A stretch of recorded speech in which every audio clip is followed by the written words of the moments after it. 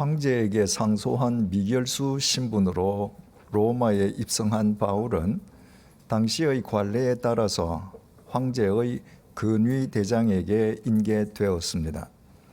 근위대장 아프라니우스 브루스는 바울을 근위대의 감옥인 프레토리움에 가두지 않았습니다. 그가 바울만은 감옥 밖에서 따로 지낼 수 있도록 배려해 주었으므로 바울은 세를 내고 얻은 싸구려 헛간을 거처로 삼았습니다. 그러나 미결수인 바울이 그 헛간에서 혼자 산 것은 아니었습니다. 근위대장은 바울을 쇠사슬에 매어 군인 한 명으로 하여금 바울과 함께 지내면서 그를 지키게 했습니다.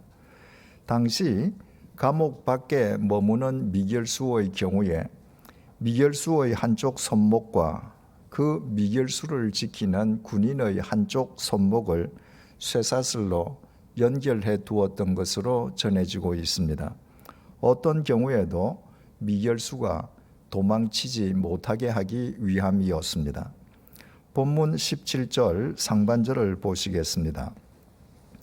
사흘 후에 바울이 유대인 중 높은 사람들을 청하여 로마의 싸구려 헛간에 둥지를 튼 바울은 사흘이 지난 뒤 유대인 중 높은 사람들을 자기 거처로 초청했습니다. 여기에서 한 가지 질문이 제기됩니다. 바울이 왜 로마의 그리스도인들을 먼저 초청하지 않았느냐는 질문입니다. 로마의 그리스도인들은 보디오울에서 로마로 향하는 바울의 소식을 접하자 걸어서 각각 이틀 길과 사흘 길인 트레이스 타베르네와 아비오 광장까지 나가 바울을 영접하지 않았습니까? 따라서 로마에서 둥지를 튼 바울이 그들을 먼저 초청하는 것이 바른 도리일 것입니다. 그렇지만 사흘 뒤 바울이 먼저 초청한 사람들은 유대인 중 높은 사람들이었습니다. 본문만 놓고 보면 바울이 마치 로마의 그리스도인들은 외면해 버린 것처럼 여겨집니다. 2세기 말 소아시아의 장로가 기록한 것으로 전해지고 있는 바울 행전에 따르면 로마에 입성한 바울은 로마의 그리스도인들과 함께 지냈습니다.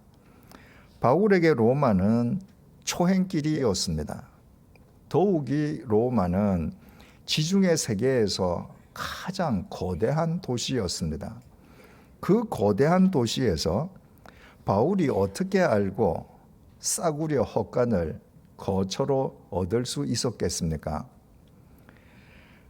아비오 광장과 트레이스 타베르네에서 바울을 영접한 로마의 그리스도인들이 바울과 함께 지내면서 바울을 도와주었기에 바울은 초행길인 로마에서 어렵지 않게 둥지를 틀 수 있었던 것입니다.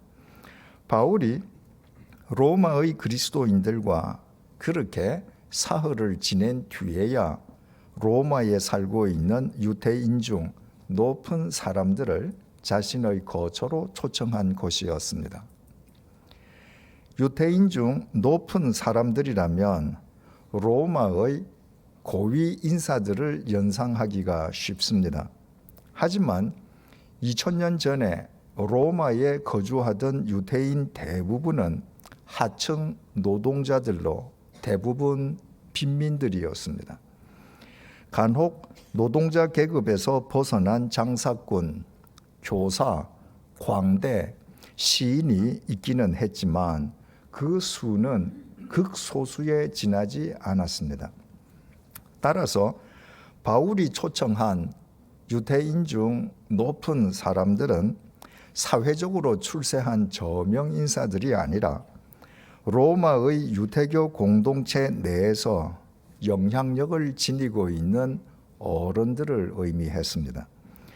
유대인들은 태어나면서부터 유대교인이 되었으므로 어느 지역에서든 유대교 어른들의 영향력은 절대적이었습니다. 그들의 직업이나 재산 정도는 아무 문제도 되지 않았습니다. 바울은 방문하는 도시마다 늘 그 도시의 유대인 회당을 먼저 찾아갔습니다. 그것이 현지의 유대인들에게 복음을 전하기에 가장 손쉬운 길이었습니다. 하지만 로마의 바울은 활동 영역이 그의 거처인 싸구려 헛간으로 제한되어 있었기에 로마의 유대인 회당을 찾아갈 수 없었습니다.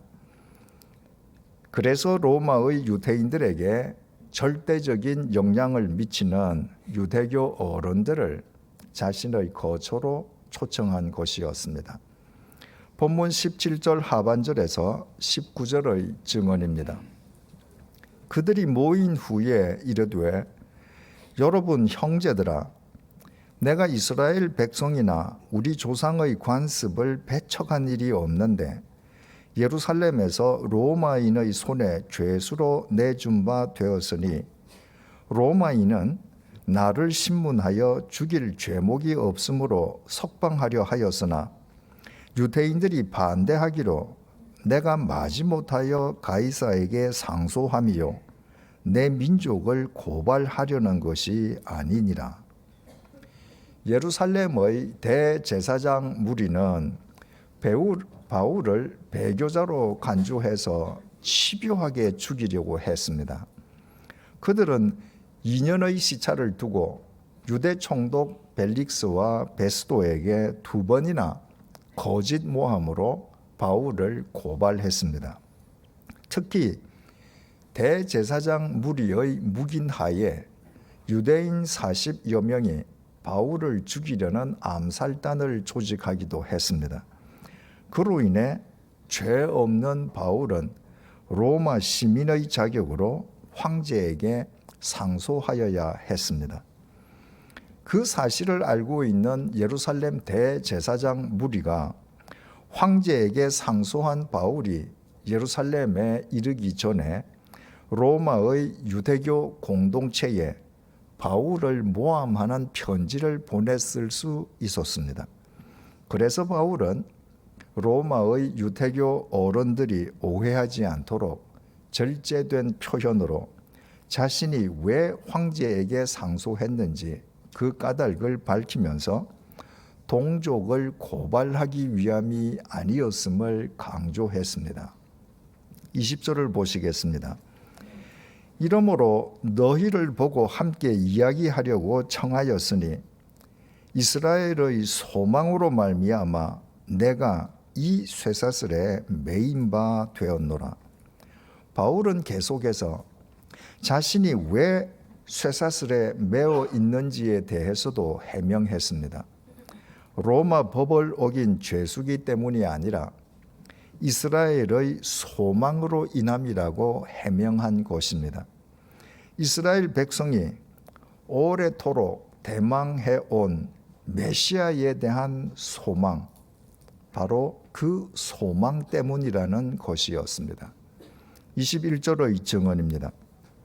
그들이 이르되 우리가 유대에서 네게 대한 편지도 받은 일이 없고 또 형제 중 누가 와서 네게 대하여 좋지 못한 것을 전하든지 이야기한 일도 없느니라.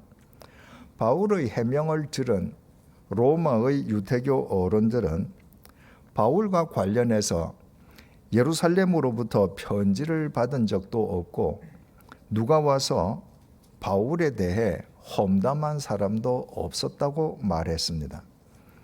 그것은 그들이 처음 만난 바울을 배려해 준 외교적 수사였을 뿐 사실이었던 것은 아니었습니다. 뒤 이어진 22절에서 그 증거를 확인할 수 있습니다. 이에 우리가 너의 사상이 어떠한가 듣고자 하니 이 파에 대하여는 어디서든지 반대를 받는 줄 알기 때문이라 하더라. 로마의 유대교 어른들은 바울이 전하는 복음이 어디서든지 반대를 받는 줄 알고 있었습니다.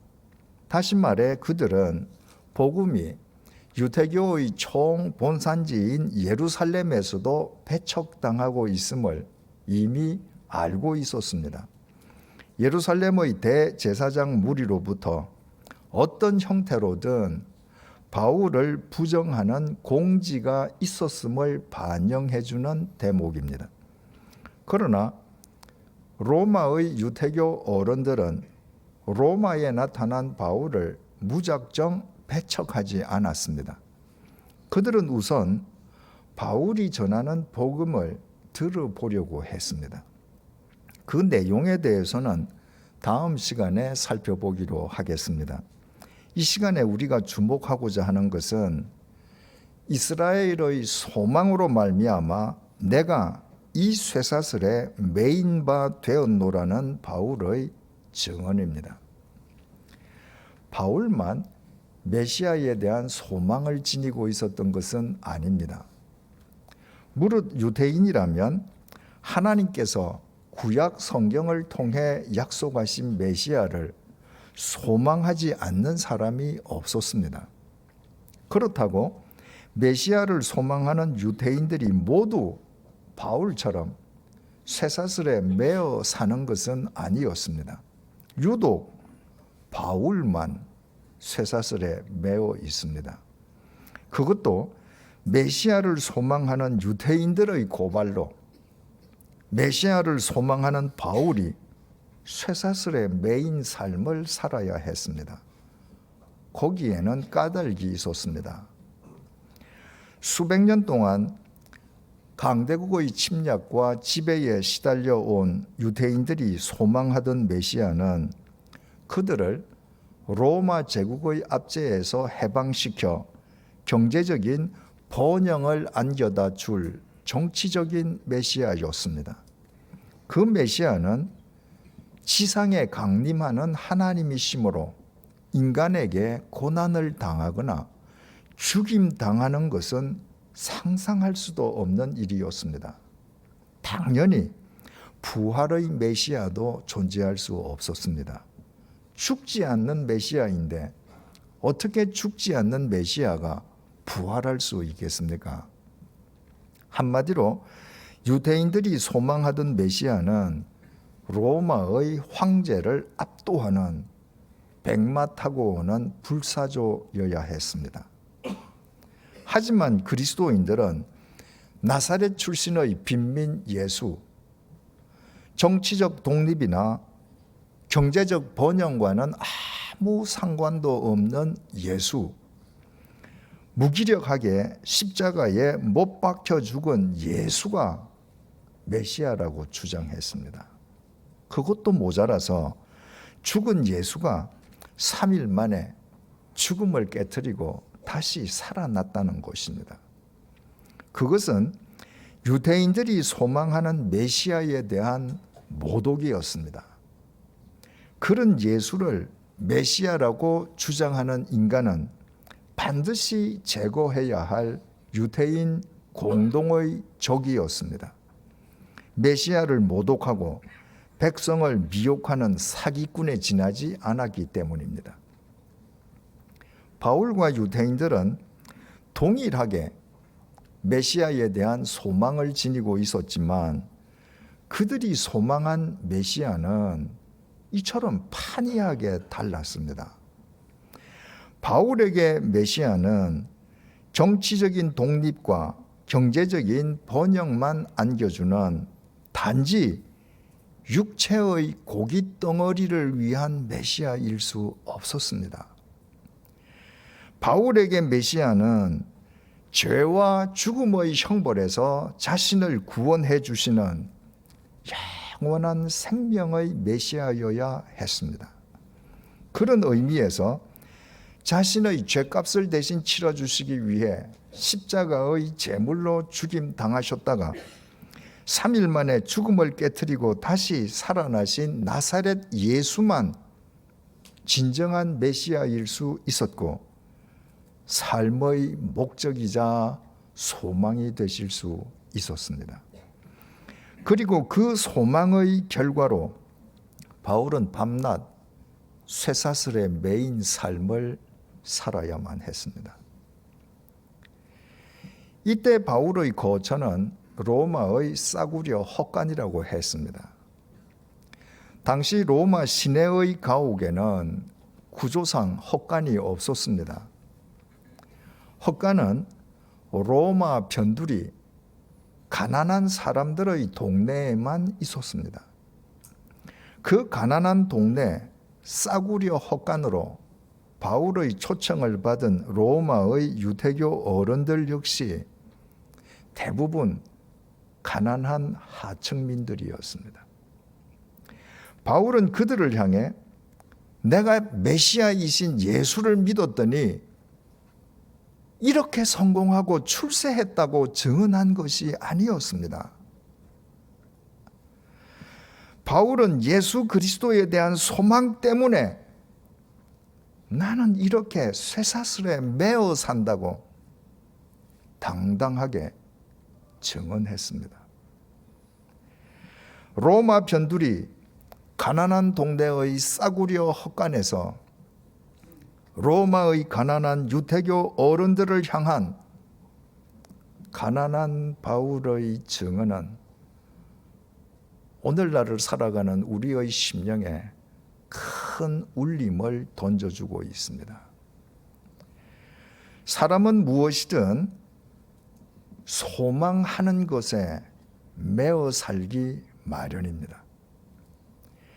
국가대표가 되기를 소망하는 축구 선수의 삶은 바로 그 소망에 매어 있습니다. 그 소망을 이루기 위해 그 소망과 무관한 것은 미련 없이 포기한다는 말입니다. 2주 후 러시아에서 개최될 예정인 제21회 월드컵 경기에 출전할 대한민국 국가대표 축구선수 23명의 명단이 어제 확정되었습니다. 그들은 그동안 그 소망에 매어온 선수들임이 분명합니다. 축구 선수면서도 이것저것 하고 싶은 것 다 하면서 살고 있다면 국가대표는 고사하고 클럽 선수로도 발탁될 수 없습니다.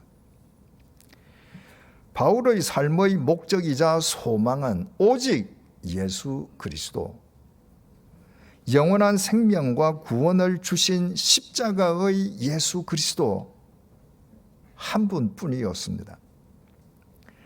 그 소망을 위해 바울은 그동안 삶의 목적이자 자랑거리로 삼아왔던 모든 것들을 미련 없이 배설물처럼 버렸습니다. 그 소망 때문에 바울은 쇠사슬에 매인 삶도 개의치 않았습니다. 바울의 손목에 매어 있는 쇠사슬은 그를 지키는 군인의 손목과 연결되어 있었습니다. 그것은 단지 겉으로 드러나 보이는 현상이었을 뿐입니다.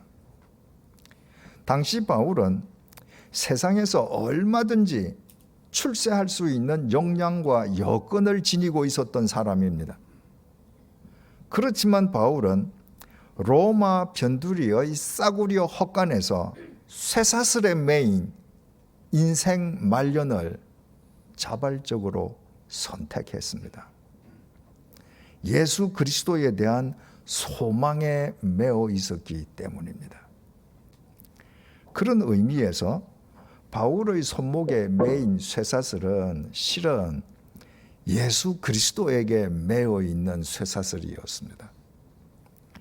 예수 그리스도를 삶의 목적이자 소망으로 삼은 바울이 밤낮 예수 그리스도에게 매어 사는 것은 너무나도 당연한 일이었습니다. 죄로 말미암아 죽을 수밖에 없는 바울에게 예수 그리스도 안에 있는 영원한 생명, 영원한 구원보다 더 귀한 것은 있을 수 없었기 때문입니다.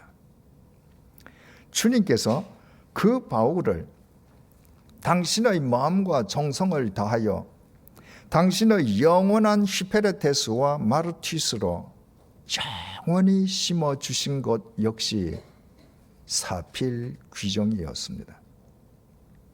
그러므로 예수 그리스도에게 매어 사는 것은 어떤 상황 속에서든 자기 자신을 영원한 반석 위에 견고하게 세우는 첩경입니다. 예수 그리스도가 죽음의 절망 속에서도 우리의 소망이 되시는 까닭이 바로 거기에 있습니다. 열흘 전에 수원 광교에 사는 교우님 댁에서 그분이 속한 구역 가족들의 모임이 있었습니다. 17명이 참석해서 함께 저녁 식사를 하며 은혜를 나눈 작지 않은 모임이었습니다. 직접 고기를 구우며 구역 가족들을 대접한 그 댁 주인 교우님은 영화 국제시장의 주인공처럼 6.25 한국 전쟁 중 흥남 철수 작전 때에 월남한 분이었습니다. 1950년 12월 23일 흥남 부두에서 철수하는 마지막 군용 화물선 메레디스 빅토리호에 가족과 함께 선승했을 때 그분은 우리 나이로 겨우 5살이었습니다. 본래 그 화물선의 승선 인원은 60명이었지만 레오나르도 라루 선장은 배에 실려 있던 군수 물자를 모두 바다에 버리고 함흥 부두에 남아있는 피난민 1만 4천 명 전원을 그 배에 태웠습니다. 배 갑판은 문자 그대로 인산인해였습니다. 5살이었던 그 교우님은 살을 애는 겨울 바다의 배 위에서 겪은 중요 장면들을 생생하게 기억하고 있었습니다. 배는 이틀 후인 성탄절에 거제도의 장승포항에 도착했습니다. 그 이후 오랜 기간의 외국 생활을 거쳐 오늘에 이르기까지 모든 것이 주님의 은혜였다고 고백하면서 그 교우님은 옛날을 회상하는 노래를 불렀습니다. 그 교우님의 간증과 노래에 화답하기 위해서 구역 가족 중에 올해 80세의 노 교우님이 찬송가를 부르기로 했습니다. 찬송가 549장을 찾은 그 교우님은 자신이 평생토록 그 찬송가를 즐겨 부르는 까닭을 설명했습니다. 1950년 6월 25일 북한군의 기습 남침으로 수도 서울이 사흘 만에 함락되고 말았습니다. 6월 27일 밤, 그러니까 서울이 북한군에 함락된 날 밤이었습니다. 아버지가 가족들을 불러 모으고 가족 예배를 인도했습니다. 아버지는 이제 사람이 할 수 있는 일은 없으니 모든 것을 주님께 맡기자고 했습니다. 그리고 아버지의 손창으로 온 가족이 함께 부른 찬송이 오늘날 찬송가의 549장 내 주여 뜻대로 행하시옵소서였습니다. 서울이 북한군에 함락당한 그 절체절명의 순간에 아버지의 유일한 소망은 예수 그리스도였습니다. 그 이후 아버지는 가족과 함께 밤에 잠을 자다가 집에 떨어진 포탄으로 운명했습니다. 그 현장에서 아들은 살아남았습니다. 그때 아버지의 나이는 38세였고 그 교우님은 12세의 어린이였습니다. 그 교우님은 아버지를 생각할 때마다 눈물이 난다면서 잠시 말을 멈추고 울먹이기도 했습니다. 그 교우님이 찬송가 549장 1절을 불렀습니다. 내 주여 뜻대로 행하시옵소서.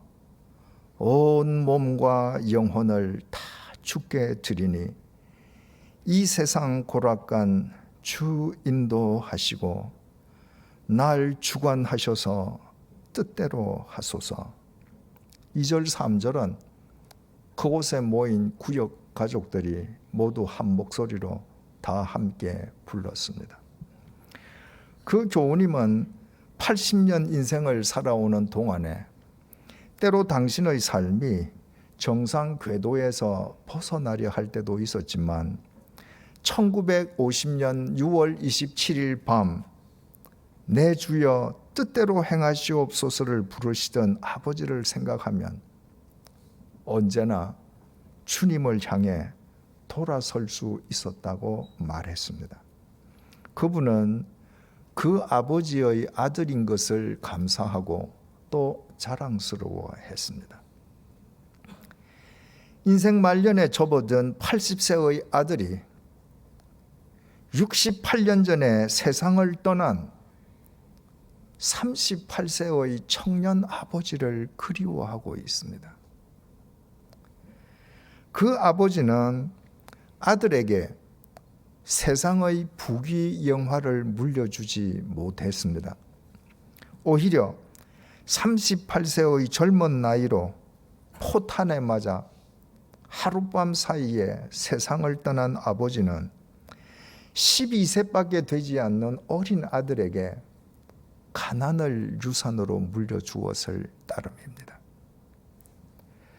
그런데도 80세의 아들이 38세의 청년 아버지를 그리워하는 것은 그 젊은 아버지가 세상의 부귀 영화보다 더 귀한 죽음의 절망 속에서도 예수 그리스도만을 소망하는 삶을 유산으로 물려주었기 때문입니다.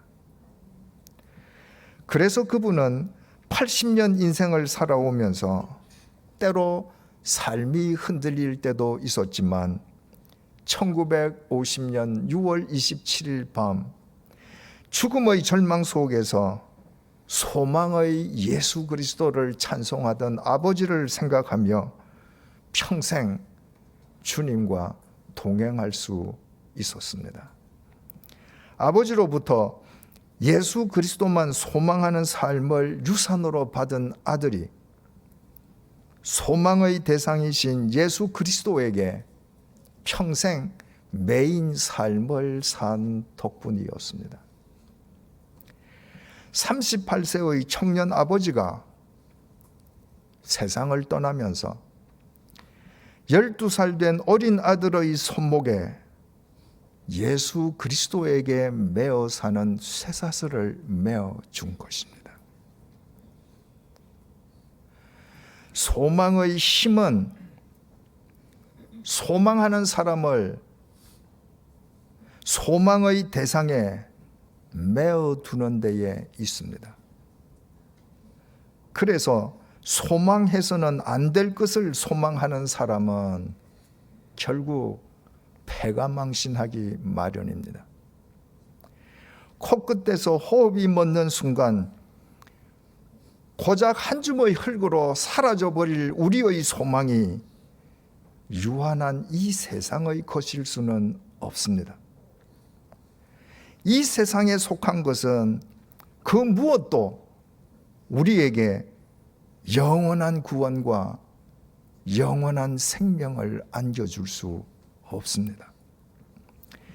죄와 죽음의 올무에서 우리를 살리시기 위해 당신 자신이 십자가의 제물로 죽임당하신 예수 그리스도, 죽음을 깨뜨리고 3일 만에 다시 살아나신 예수 그리스도, 그리고 당신의 영으로 언제 어디서나 우리와 함께하고 계시는 예수 그리스도, 그분만 우리 삶의 목적이자 소망이실 수 있습니다. 예수 그리스도를 소망으로 삼은 사람은 빈민들이 모여 사는 싸구려 헛간 속에서도 그분께 매어 살 수 있습니다. 예수 그리스도를 소망으로 삼은 사람은 삶의 터전이 무너져 내리는 죽음의 절망 속에서도 내 주여 뜻대로 행하시옵소서라고 그분을 찬송할 수 있습니다.